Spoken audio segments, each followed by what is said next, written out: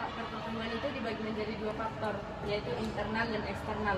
Dan faktor internal ini dibagi lagi menjadi tiga faktor, yaitu yang pertama faktor gen, membawa informasi genetik, mengendalikan dan mengatur pertumbuhan dan perkembangan tumbuhan. Yang kedua faktor fisiologis, meliputi hormon dan vitamin. Vitamin berperan dalam pembentukan hormon dan sebagai kofaktor untuk aktivitas enzim. Yang ketiga itu ada hormon. Hormon itu dibagi lagi menjadi 6 bagian, yaitu auksin. Auksin itu pemancang tumbuhan. Kalau sitokinin itu yang kedua pembelahan sel. Yang ketiga itu giberelin. Giberelin itu untuk pembesaran batang.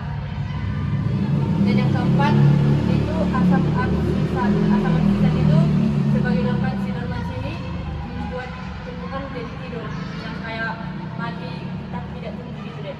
Baru yang kelima ada asam bromelin, yaitu sebagai penutup luka dari tumbuhan. Yang terakhir itu gas etilen. Gas etilen itu untuk pemasakan buah, pemasakan pada buah. Yang kedua itu faktor eksternal. Faktor eksternal itu dibagi lagi menjadi tiga, yaitu nutrisi, temperatur, dan cahaya matahari. Nutrisi ini dibagi lagi menjadi dua bagian, yaitu makronutrien sama mikronutrien. Makronutrien itu terdapat berapa unsur, yaitu CH, OSN, TK, Ca, dan Mg. Dan mikronutrien itu dibagi lagi menjadi berapa unsur, yaitu B, Fe, Mn, Zn, No, Cu, Cl. Yang kedua itu temperatur. Temperatur itu mempengaruhi proses fotosintesis, respirasi, dan transpirasi. Kalau cahaya matahari ini itu untuk fotosintesis pada tumbuhan yang meliputi air, pH, dan oksigen. Dan yang terakhir ini dia ada namanya faktor etiolasi.